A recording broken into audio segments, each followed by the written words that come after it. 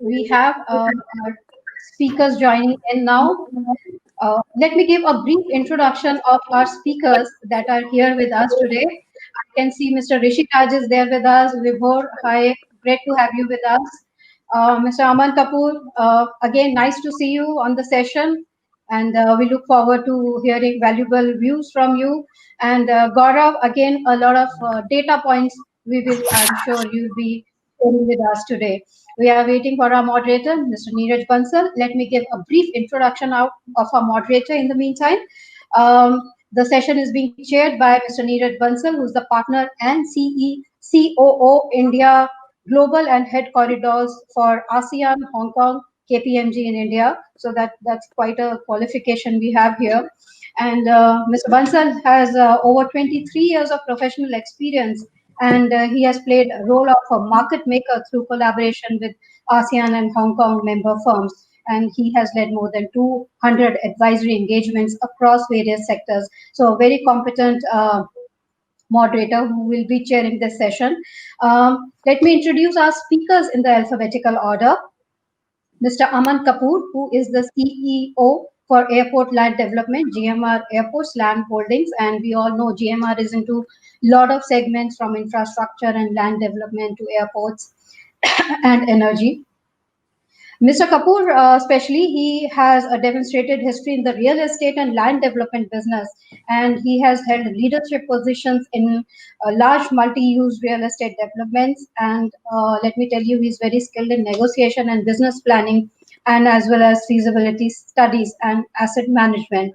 Neeraj, a warm welcome to you. I'm just sharing the introductions of our speakers. Our next speaker is Gaurav Karnik. He is the real estate national leader and tax partner, EY India. Again, he has been advising several real estate developers and private equity funds in structuring their India-centric real estate funds, and he's also actively involved with central government on policy matters related to real estate sectors. So a lot of inputs we are looking forward to from Mr. Gaurav Karnik. Khairul Nisa, she will be joining in few minutes. Ms. Khairul Nisa is Executive Director for World Trade Center, Noida, Gift City, and she's also looking at Faridabad, Surat, Amritsar, Patna, Ahmedabad, and Lucknow World Trade Centers. She is in fact on board of World Trade Center Association, and she's working closely with government of UP, Gujarat, Punjab on policies related with fostering investments and building destinations as business magnets. Clearly what we are now looking at ahead in 2021 to build commercial centers in India. Rishi Raj, our next eminent speaker. He is the Chief Business Development Officer, Max Ventures and Industries Limited. He has 20 years of experience in research, analytics, consulting, and corporate strategy, and is responsible for strategy, growth, and new business at Max Ventures. So he will be giving us the developer's point of view and what exactly are we looking at when we are talking about commercial real estate development. Mr. Vibhor Jain, who's our next speaker, he's the head for North India, Cushman and Wakefield, and Vibhor coordinates multidisciplinary operations amongst verticals overseeing service delivery standards, building execution strategy, and enabling rapid and sustainable business growth in North India. He has over 17 years of experience, and he will be sharing that experience with us today. So thank you all for being here with us today. Neeraj, we can start with the session. Khairul Nisa is having some technical problem. She'll be joining in just a few minutes. Sure. Thank you, Sapna, and good afternoon, everyone. Sapna, am I audible well? Yes, we can hear you. Okay, yes, wonderful. So, good afternoon, everyone, once again, and welcome you all to the session. I'm truly glad to be part of today's panel discussion. A very warm welcome to all of you. It's always a pleasure to be amongst industry friends and colleagues, especially even more during these COVID times. Khair is joining us, but when we were having a chat just before this panel session, she had made a remark that how much now every one of us is meeting not wanting to miss out on any opportunity for meeting people. So I think all of us share the sentiment while we are virtual, but we would try and see that we are able to give you certain takeaways and information. We've got a a very strong illustrious panel for this today's session there. So, in today's session, we would discuss around the Delhi NCR office market. As you said, I think from a panel perspective, we've got a fantastic panel today covering master developer, corporate developer, and industry professionals as well. In terms of when you look at the commercial office realty segment, it was truly the shining star, for the Indian real estate industry for last several years. And 2019 was a super year, when we saw the record net absorptions in all the top 7 markets in there. Almost like 40 million square feet of net absorption was noticed, which was like about 19% higher, than before. And truly, none of us had imagined that just in a few months, real estate strategy for various organizations would be turned on its head. And instead of long term, as it should be, we will start discussing it in a more in the short term. In the Q1, especially, I think the buzzwords were more in terms of termination, reduction in space, renegotiation, waiver, and force majeure invocation. Those are the words that you were kept hearing, and those are the conversation also happening all across there. But recently, clearly in terms of after the some movement that has happened in terms of realization of the fact that there is a lot of fatigue from work from home catching up, and also in terms of the post-vaccine world also, given the current news that is coming in, which seems now a more near-term response.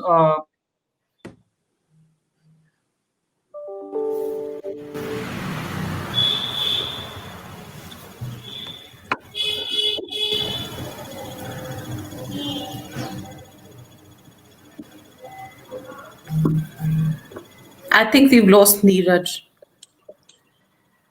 Yeah.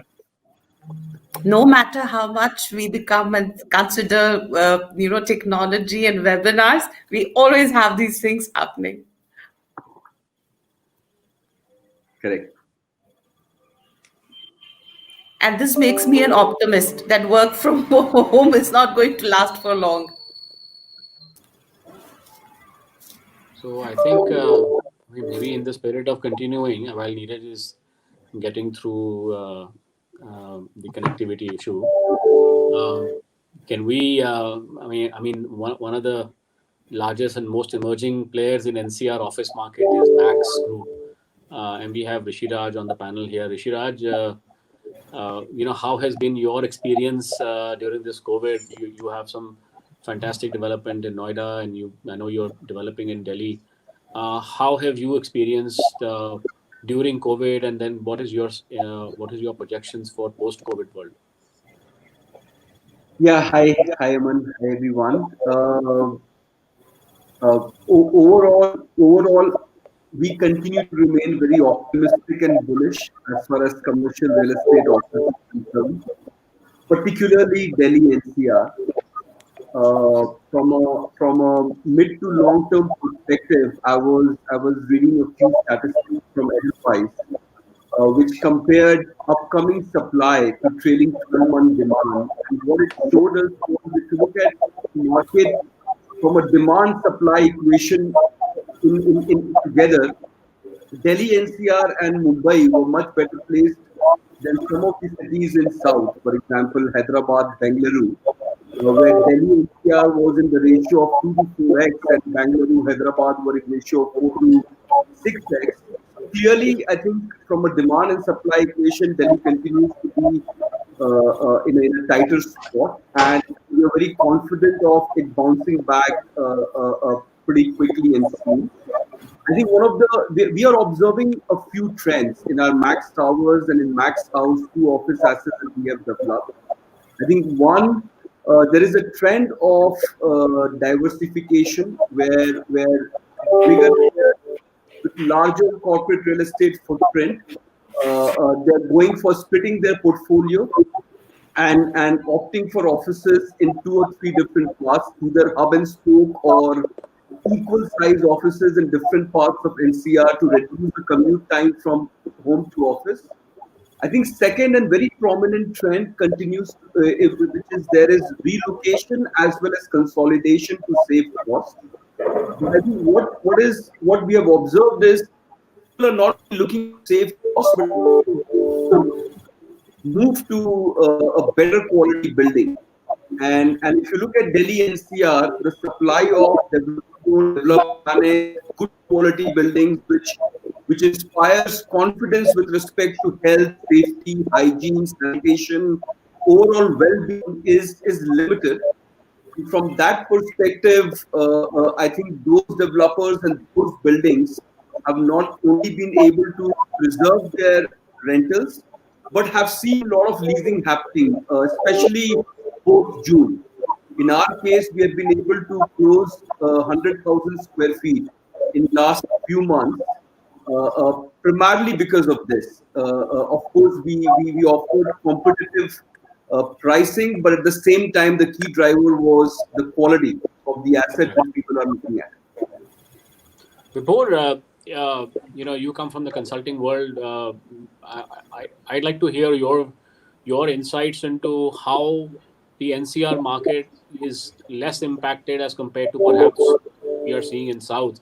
I mean, there have been news of many large transactions falling apart in South, but in Delhi NCR, lesser of that. I mean, there are few stories in COVID, and of course, I would like to hear your views, what you saw in the first sort of quarter of the COVID period, and what you are seeing in the next quarter, and how you see things emerging.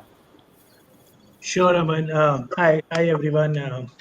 So, thanks, Rishi, for throwing a light on how the leasing activity has been in Delhi NCR.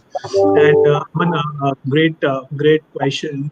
So Delhi, the way we look at Delhi is different from the South market. So South market is predominantly tech dominated, whereas Delhi is a multi-dimensional market where we see demand coming in not only from tech but from all the other sector, be it FMCG, be it is pharma or fintech, so managed office spaces, etc. So that is one big difference why you see that Delhi NCR as a market is less impacted. Secondly, in the difference between Bangalore and Delhi NCR, just to give you some statistics, the average size of a deal in Bangalore this year, which is YTD 2020, is around about 78,000 square foot, with around about 110 deals happening. To the contrary, Delhi this deal is around about 200 square foot with around 700 plus deals happening. So you see that Delhi has a good mix and a fair high number of transactions which happens. Second factor, where Delhi real estate market moves differently, and as Max Group also just an example, and as Khair from a Noida perspective, how they have shaped up. Delhi NCR has Gurgaon, Delhi, and Noida as three dominant markets. In all these three dominant markets, they have their separate CBDs and SBDs. So it's not that only Delhi as a market is a CBD and Gurgaon and Noida is a periphery. Gurgaon has its own CBD, Noida has its own CBD. So the clienteles and the occupiers, they look at all these three markets differently, and there is a demand for all these three. And the last point, to cover up what Rishi mentioned, that he has seen a lot of traction absolutely after June and the transactions happening. What we also hear is that when this pandemic started somewhere in March, when the news started happening, and April onwards, we saw a sudden reaction and a panic among corporates, and the more news of terminations were coming in. And June, July onwards, what we started hearing, it was more of news of renegotiations and renewals and talking about staying put strategy from the corporates. So I think it's a reaction which came from corporates that earlier, yes, we realized that work from home is not a long-term solution. We need to plan ahead of our office spaces. So that's what we are seeing, Aman, in Delhi NCR. Aman, may I add here, on the CBDs that which Vibhor actually mentioned, like we have seen certain trends in Noida. We saw that Noida actually during this period actually has come up as a destination where corporates are looking at Noida. Earlier, we used to see a lot of resistance to Noida, but now we are seeing a lot of acceptance of Noida in terms of lower rentals, better infrastructure, good connectivity, availability of manpower. But at the same time, while CBD of Noida is very much in demand, but we've also seen certain sectors coming up, like the Noida Expressway, Sector 16, Sector 62. These have come up in Noida. At the same time, in Gurgaon, we have seen the golf course extension being the next place where real estate would come of age. We're seeing that in quarter 3. In fact, we are seeing a lot of and Dwarka Expressway. We're actually seeing a lot of queries for Dwarka Expressway, which at a particular point in time we had seen a complete stop of being Dwarka Expressway being looked at. But now we are seeing that these are emerging sectors and emerging CBDs or PBDs that we could actually call them. Right. As a Great. common Welcome back, person's Neeraj. perspective, let me add that, I think commercial real estate, everyone was saying it's going to go down or transactions will not happen. But I think our experiences during the webinars have told us, we are putting cart before the horse because we are not ready infrastructure wise for digital working. So Neeraj, over to you. We have, you are back with us. Yeah, Neeraj, just I took responsibility while you were away.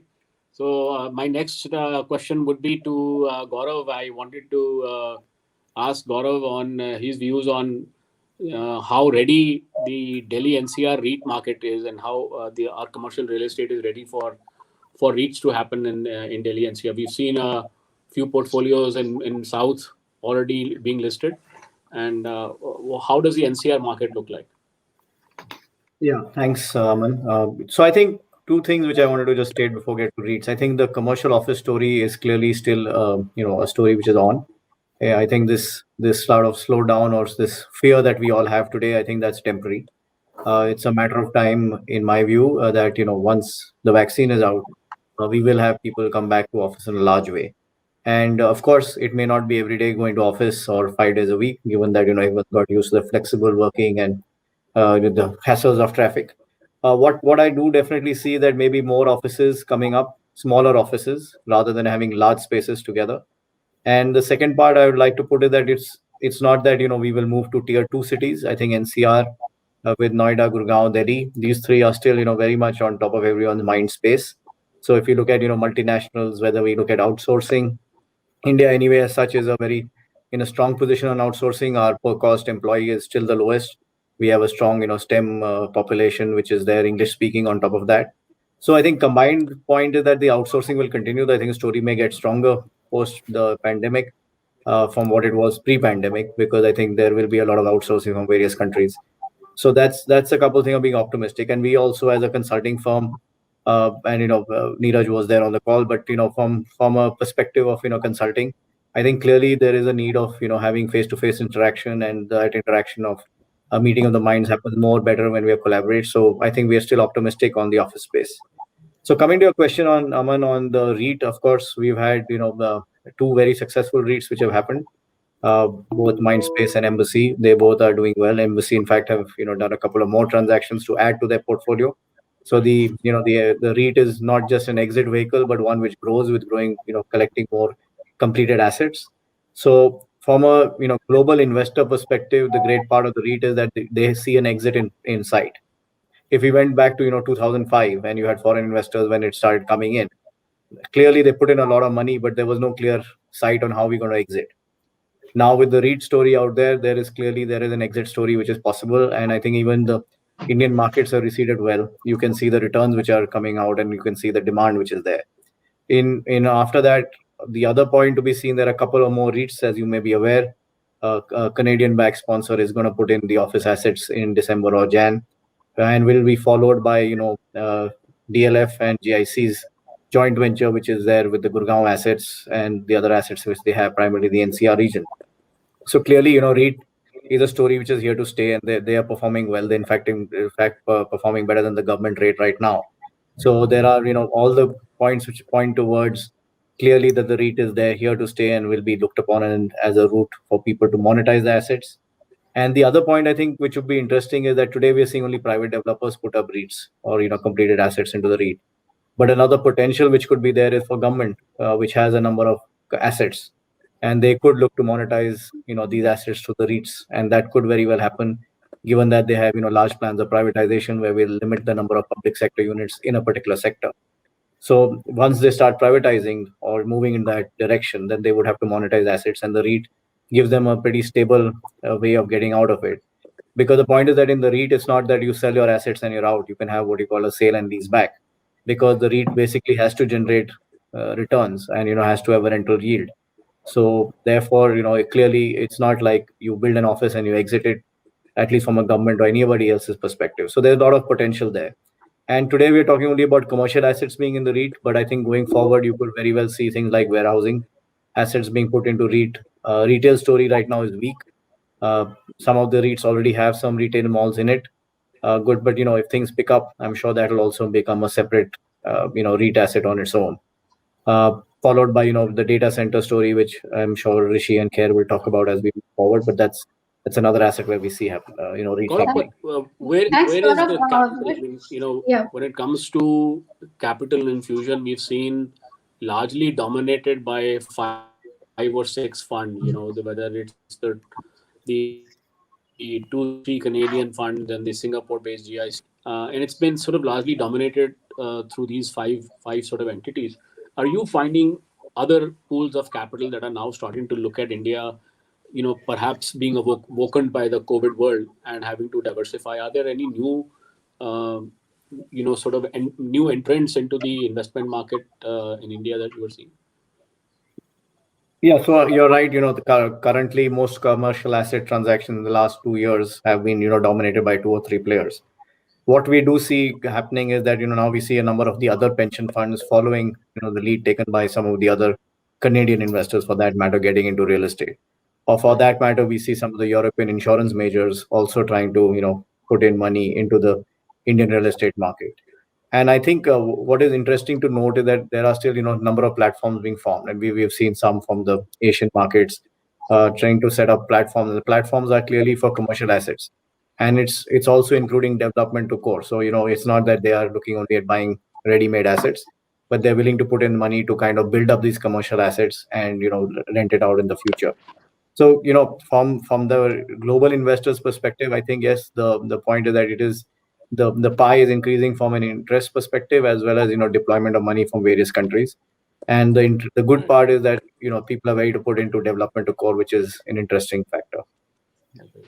Maybe Aman, just one quick fact with respect to REIT, given the focus on Delhi NCR, I just thought it would be important to call out. When you look at Delhi NCR from a REITability perspective compared to other markets, I think one of the challenges that Delhi NCR has, which is the situation today, which I'm sure will change and will have a more potential in the future, is a large proportion of stock in Delhi NCR is strata sold. If you look at Noida and Gurgaon, 40 to 60%, depending on which micro market you look at, is strata sold. And if you look at the non-strata sold component of Delhi NCR, is if you exclude DLF, is highly distributed among several developers. Sure. So I think from a portfolio perspective, there is certain weakness when it comes to Delhi NCR particularly, but this is, at least people like us see this as a huge opportunity to bring in good quality developer-owned, developer-managed assets and shift this trend towards what we see in other parts of India. Thanks, Rishi. Yeah, I think very much Mr. so. Bansal is having problem with connection, so I'll take up the questions. He has shared very detailed questions, and in fact, for Mr. Aman Kapoor, there is a very interesting question Neeraj has mentioned about work hospitality. So while we know hospitality, work hospitality is also an emerging trend that we are looking at. So how are you? Have you? What's your views on that? Is Well, there it are something a few. that we are going to see? These are all new terminologies. I mean, the other day, I in one of the meetings, somebody used the word quarantability. So, so hotels these days are being used for several uses, including quarantine, including doing a remote office location because you're not really going to the office or work out of a hotel room. So a lot of the executives that are not at home but are probably stuck elsewhere, are so AeroCity. Many executives who've come from other foreign countries to work in India find themselves parked in hotel rooms in AeroCity.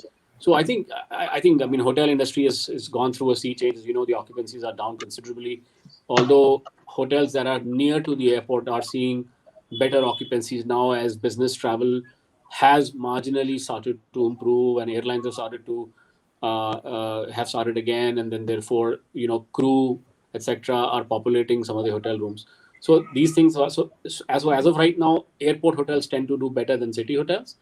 But I think hospitality industry across our nation is doing some very, very innovative stuff to basically provide a remote working location, as well as an opportunity to and the infrastructure to do e-meetings, etc. So hotels have done phenomenal work in that direction to be able to sustain occupancies. What we are seeing in hotels also is a trend that business hotels tend to do are weaker in occupancies right now, and leisure hotels.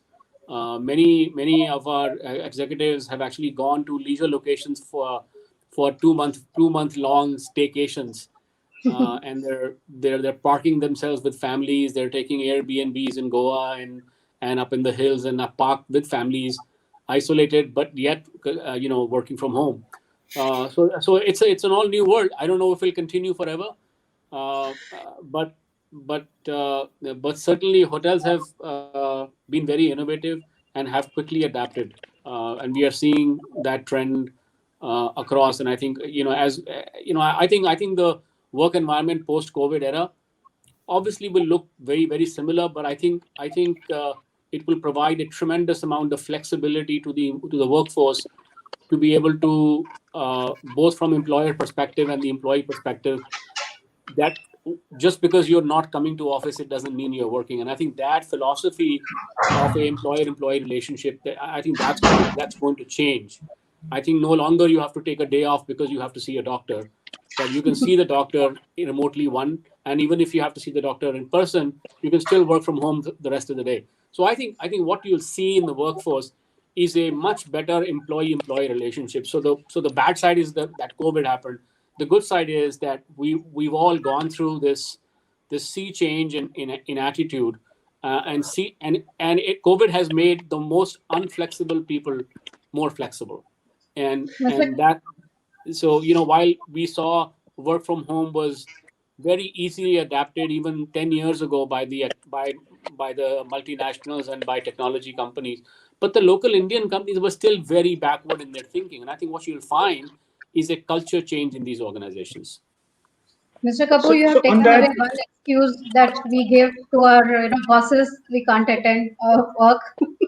So, and Neeraj, Mr. Aman Kapoor on this, I just want to add a very important point what Aman just said on the work hospitality. So, what we feel is that once we are over this pandemic, we will see the change in office designs, which will reflect more collaboration and more, what we are talking about, work hospitality, more active spaces. So we all learn from what all happens in the universe, and from this pandemic, this will be one new learning for all the organizations. And ultimately, same what Aman said, that the relation between employer and employee will change, and you will start seeing that reflection in the design of the new offices. One more trend globally in the World Trade Center fraternity that we are seeing, is that a lot of the World Trade Center is a combination of real estate and services. And what we are observing, a trend in the World Trade Center when it comes to real estate, is that airports are considered to be the preferred destinations for World Trade Centers. Maybe it is the airport scenario being looked as destination or they coming up as destination and having mixed use development with hospitality and work office space being there and being well connected. So this year we have seen at least 10 such World Trade Centers coming up, and mostly in an airport locations. That's the global trend that we are observing. Yeah, I mean, as a matter of fact, I remember seeing a World Trade Center building in Zurich almost 30 years ago. Yes. So this isn't new, and I remember one of the first World Trade Centers. The whole thing coming back, but we are seeing a rise of it. World Trade Centers at the airports had actually were not happening now, but now this year we saw 10 of them coming live.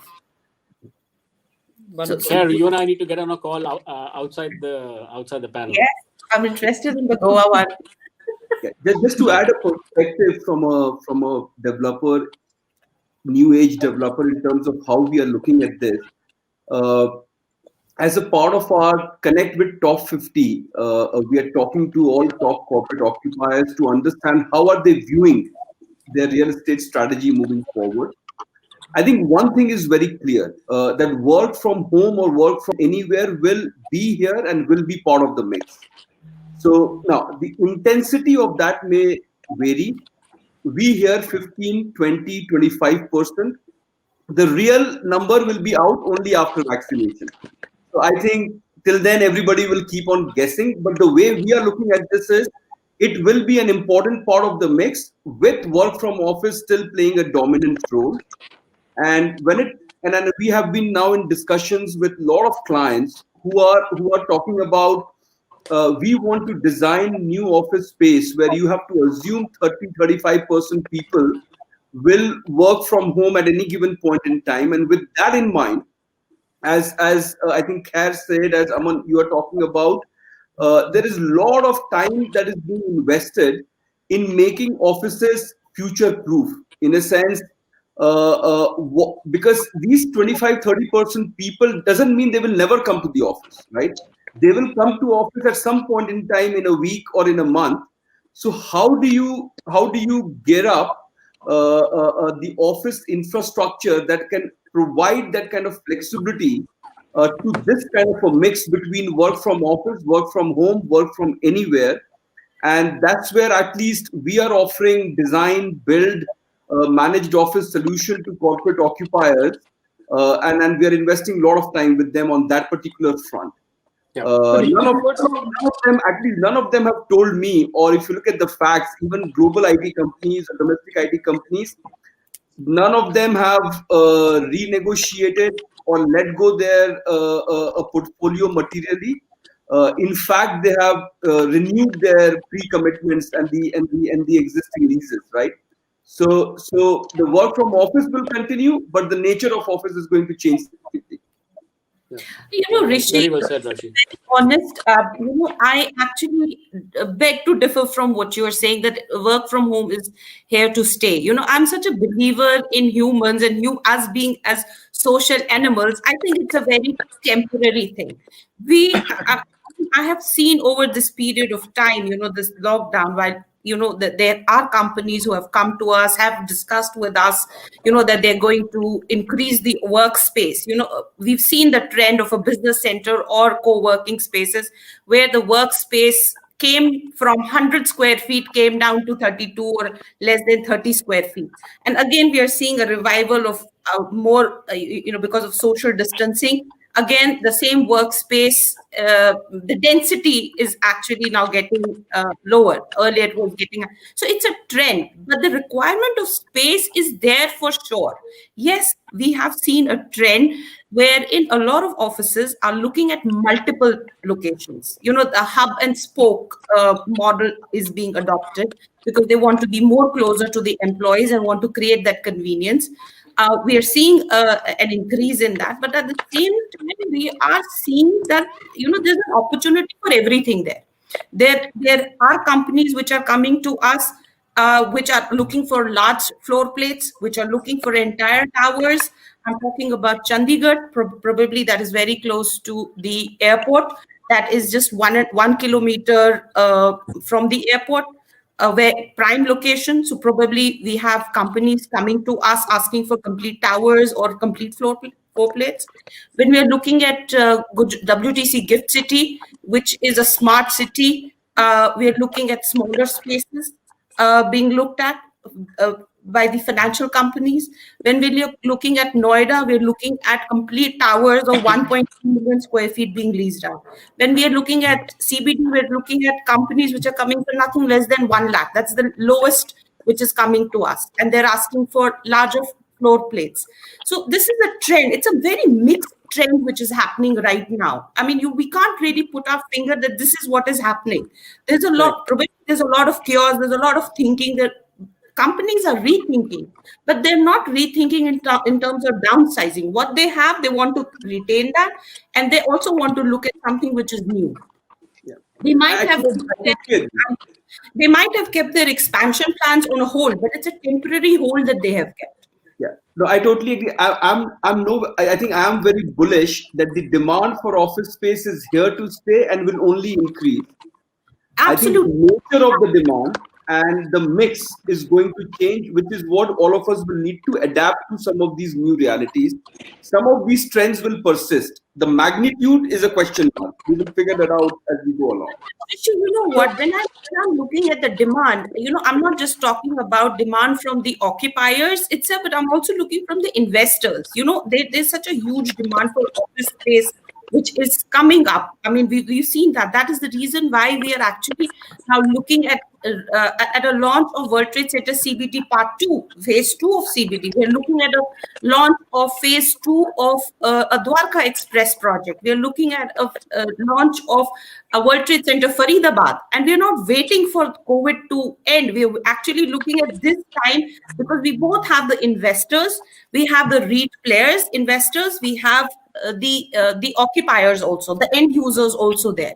So it's a market which is actually right now full of opportunities, and it depends upon what you have to offer, the flexibility of what you are to offer. Correct. So let me get Vibhor on this. Vibhor, as you hear, Kher, and and also Rishi had commented as well. So when you look at the perspective that real estate commercial also is a bit of there's a gestation between the creation of the supply effectively on that. So how do you read this in terms of two trends? One, in terms of the distributed office point, which we partly touched as well, in terms of moving to suburbs, having smaller CBD offices, having more than one office as well in that, from a concentration risk and other perspective, and also this part of it to say that we are more in the now situation, while we have to look at some of the recovery aspects also which are being projected as well. So how do you see this from an NCR market point of view, if you were to just bring to closer to from an NCR perspective? Sure, Neeraj. So I think Rishi, Kher, both of you have brought out good pointers.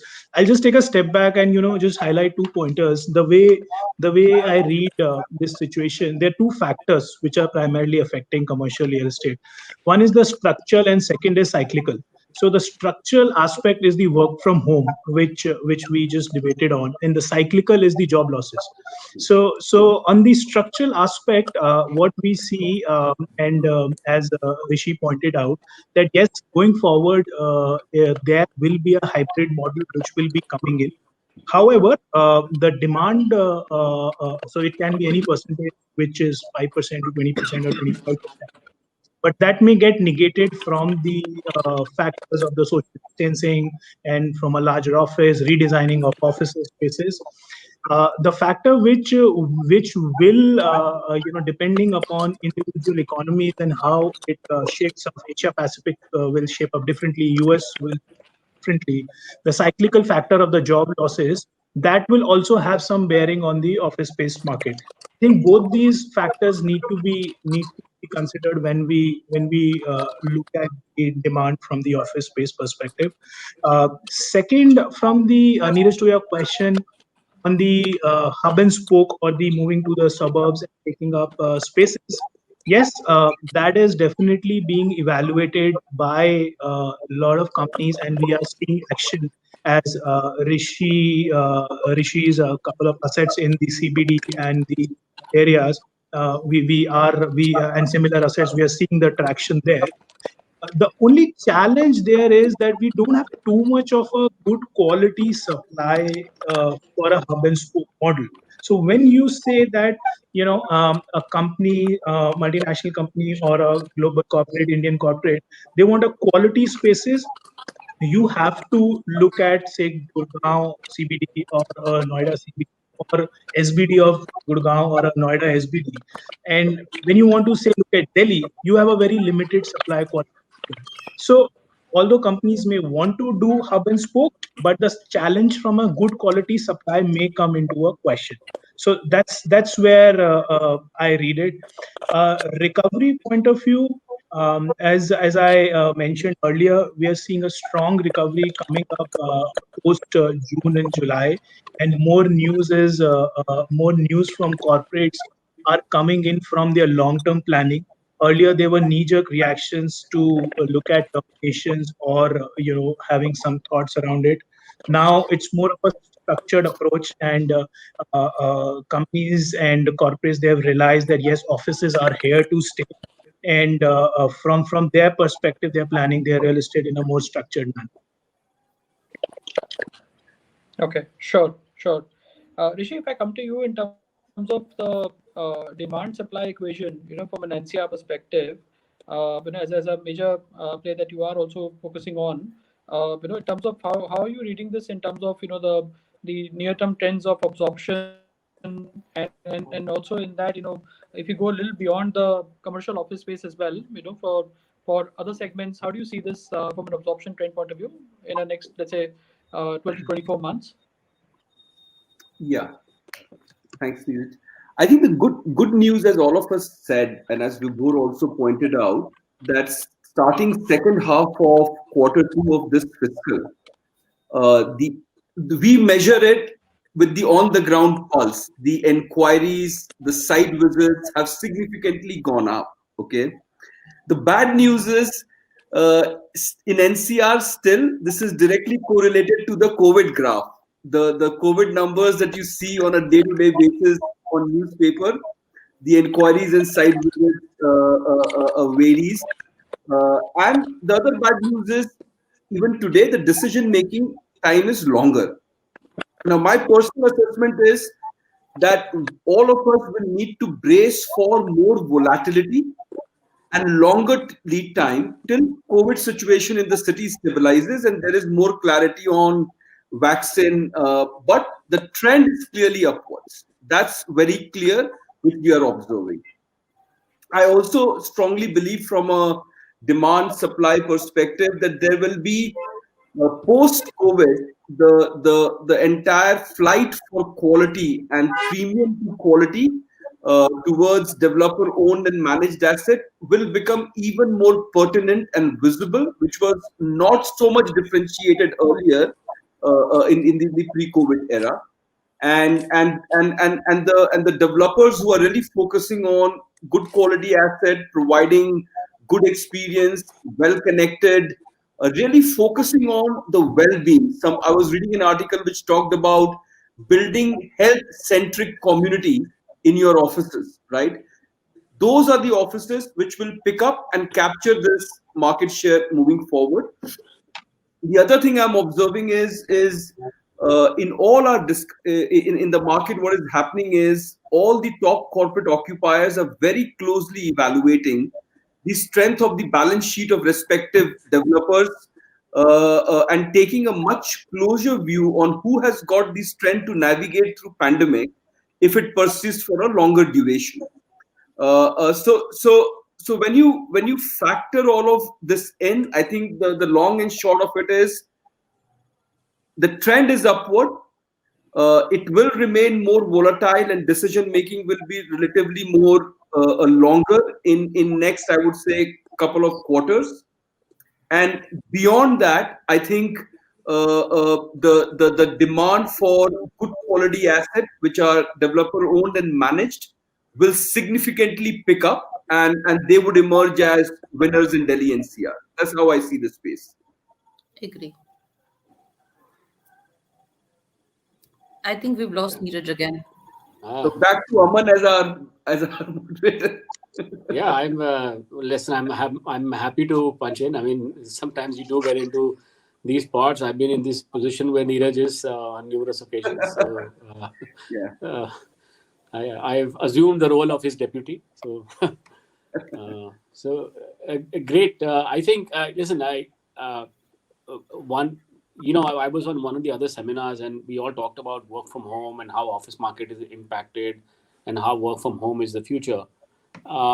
Clearly, uh, trends that Rishi that you were talking about, and before what you just talked about, and Gaurav also made the same comment that commercial real estate market is here to stay. I have been in the industry over 25 years. I've worked in 5 different countries, looked at the trends in different countries. Commercial office market is possibly one of the most stable real estate asset classes, because demand for workspace in India particularly isn't going down anytime soon. India continues to be the largest outsourced IT market. That piece of our outsourcing isn't dying down. Our financial services sector is becoming stronger. Our manufacturing sector is becoming stronger. So there is no doubt in my mind that office space requirement will increase. As a matter of fact, because of COVID, it will not decrease; it will increase because of the issues that Vibhor and Khair that you pointed out. It's really about in NCR, it's really about getting very good quality, A-class quality buildings that we don't have. We have very few. There's a few in AeroCity. There are, of course, Max has done some great work. There are a couple of them in Delhi. There's obviously a lot of good developments in Gurgaon. But that's just not enough. I think Delhi particularly is in need of large commercial AAA quality assets. It's the capital of the country. It deserves to have AAA assets and not even A-class assets. And that is one area. So lack of, in my view, it has never been about demand in NCR. It's always been about supply. Yeah. And our history of strata sold office has been the biggest reason why good quality supply never really happened in NCR region. So it is a supply starved market. It continues to be that. And if because of COVID, if developers find opportunities to build real estate in the national capital region, then this, in my view, will be the biggest opportunity in the last 20 for the next 20 years. Land isn't there is no new land being generated. Land is in short supply in Delhi in prime areas. That will always remain the same. Delhi's infrastructure is improving. Airports are better. Railway stations are becoming better. Road infrastructure is improving. Connectivity to the world is improving. So there are many things that are working in favor of NCR. The one aspect is because the investment into real estate, into organized real estate, has largely focused on a dependency on IT sector. So what we found in the last 15 years is that the majority of capital has found its way into what I call low hanging fruit. You can go release 500,000 square feet to an average tenant. The size of tenancy in South is very large, and Delhi, the size of tenancy is very small. It also makes it less risky. So from a risk perspective, a fully leased out building in Connaught Place or in Noida is less risky than a fully leased out building in the outskirts of Bangalore, because you probably in an entire building of 1 million square feet, you have 2 tenants. One tenant vacates, 50% vacancy, right? So there is that riskiness and that skewness in that market. And I think for the longest period of time, Delhi NCR has suffered because of highly good quality supply. And I think that is the need of the hour. I think we need more developers like Max, like several others who are now finding. I know recently RMZ acquired some property and they're looking at development opportunities here. I clearly see NCR as a huge upside, and I foresee a hockey stick type of demand. Almost 2 years ago, we did a market research with a very large consulting firm on where the demand side is, if the location in NCR was the right location. And we actually did a specific study with respect to AeroCity. We found that there was 6 million square feet of demand if product was available in that 1 year. And this is based on our actual meetings, one of our, reaching out to the CXO of major corporations. And the reason they were not in Delhi is because there wasn't enough space in Delhi. There was just not supply. So they chose to do it somewhere else. So I find, Delhi NCR market is a great opportunity for investors to put their capital to work, for developers to develop some great quality buildings. Sure. And Aman, just to substantiate, what you just mentioned, pre-COVID, average vacancy in Delhi NCR is around about 20 to 25 odd %, which is like, I consider the entire NCR, including the developer-owned and the strata sold assets. But the moment I only look at the developer-owned assets, at places the vacancy level goes below 5%. So that itself talks about that why there is such a high demand for the single-owned assets, and this COVID will further accelerate this, which will add to the quality of the assets. So, giving some data points to what you just said. The World Trade Center actually is on a sale and lease model. We do have strata sale, but we have actually created a trust for each floor, each tower, and we've got a mother trust which takes care of all of these trusts, these floor wise, so that we are able to take care of the tenants as well as the investors. And it has been since 2016. That's when 2016 the World Trade Center Noida came up, got occupied before it was ready. We were 100% occupied and leased. We have not faced a problem, whether it came to investments or whether it came to occupiers or negotiating with the investors. And there are ways, and being a WTC, we definitely are a AAA building, because we have certain standards and compliances to manage. We've not faced any problem because we've taken the necessary steps which are required. Sure. Now we have World Trade Center Noida CPD, we have World Trade Center Faridabad coming up, World Trade Center Lucknow coming up. Chandigarh is already there. Gift City is already leased out and ready and occupied. We have not faced that problem, and developers are becoming very, very conscious of that fact. Even if there is a strata sale which is happening, they are taking the necessary steps so that the occupiers who are the actual users would not have to face any problem. So it would be wrong to say that strata sale buildings would not be would have a problem. No, there are steps which developers are actually taking, like we have taken. We've created a mother trust, and then we've created some sub trusts to take care of that. Okay, absolutely. In fact, WTC has done it differently, and the fact of the matter is that you still have skin in the game and you're taking care of it. It was more about that, there are still developers who have sold it and left it to the investors to fetch for their own. So I think that the discussion is more about that. But for WTC, definitely, as a organization, you still remain the single point of contact for the clients, which is absolutely well said. Yeah. We have a question here. We'll have to, we have few questions also from the audience. Ken, you mentioned about, the strata sales and etc. We have a question where they ask that investors are now looking at rent yielding assets rather than the greenfield or brownfield. First question is why this shift, and second is, do Indian cities have that many rent yielding assets in commercial space?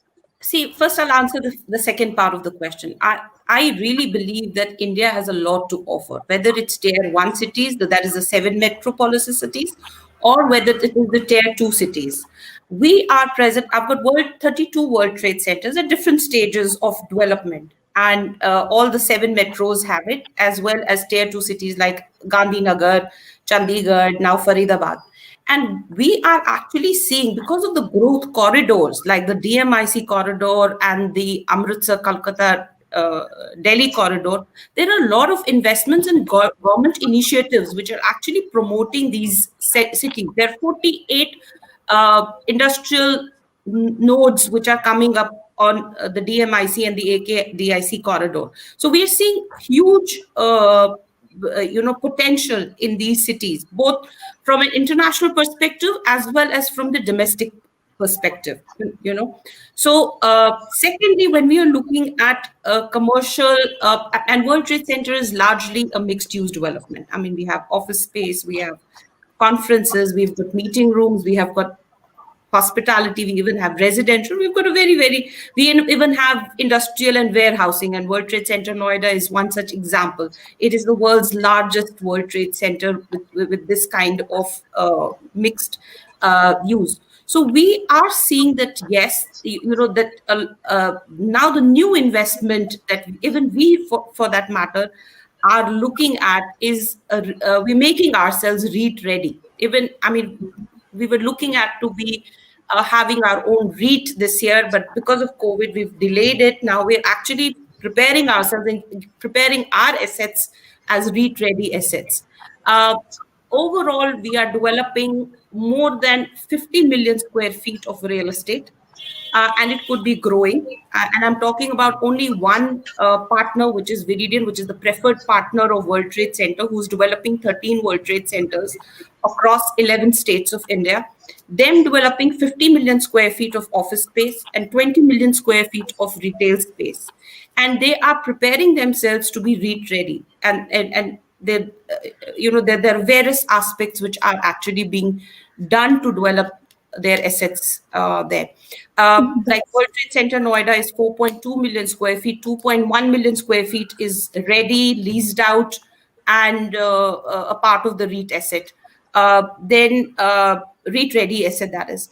Then World Trade Center Chandigarh is at a stage which could get REIT ready. World Trade Center Gift City is again 1.5 million square feet with the potential to go 6 million square feet. And right now, the first phase is 1.5 million square feet. Day one, before we got the OC, the 2 towers were leased out. 22 leases were already done during the lockdown. So, very REIT-ready assets, and that is the new way. One, it's a good option for, for the investors are looking at transparency. The investors are looking at the developer is looking for funds, or for looking for construction assets which are at the construction stage. So it's a beautiful way of actually having that connect done. And we as World Trade Center we'll take one quick question and I'll pose it to all our other speakers. Can I just add, I think to your first question, just I'll take 30 seconds. One quick data point to answer that question from the audience. If you look at the data from 2010-11 to current, right? Yes, initially there was large proportion of investment was going on rent yielding pre-leased asset. Towards the later part, 2017-18, with a lot of changes that happened in India, right? With a lot of regulatory changes and so on and so forth, the investors' confidence in greenfield and brownfield increased. In the post-COVID world, what we are observing is there is a temporary blip with respect to people taking a pause. But in our one-on-one discussions with a lot of investors, I think the appetite for greenfield and brownfield is here to stay, and it will revive back. Right? It's just a temporary blip, and that trend will come back. I think just the last 10 seconds on that is that, as I said earlier, there are, the new funds are looking to set up development of core platforms. So that, that sentiment is still there. So it's not completely only ready-made. Okay. So it's not just rent yielding, brownfield and greenfield will again be in demand. Neeraj is back here with us. Neeraj, can I ask one question to our moderator? We have a audience question. While others have spoken about how commercial spaces are going to reinvent themselves, hospitality you mentioned about how hotels are going to have commercial centers within them. Now, one of our audience asked, is flexi spaces the new normal for office spaces? No, sure. So, from a office space perspective, I think what we are seeing is a mixed trend right now. So one, certainly a trend that people are looking to see that more and more they've got certain flex available, whether it is from a perspective of a combination of the main office and a satellite office, getting to be increased around it.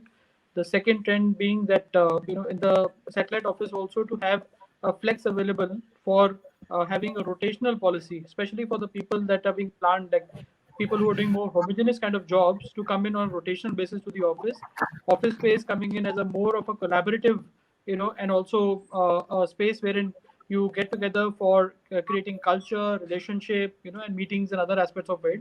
So, people are trying to see that, and these differs from industry to industry. So, I mean, there are industries which are, requiring more culture, more collaboration to be done, because of the fact that, that they are more like, from a commercial perspective, they have those kind of bent of requirement.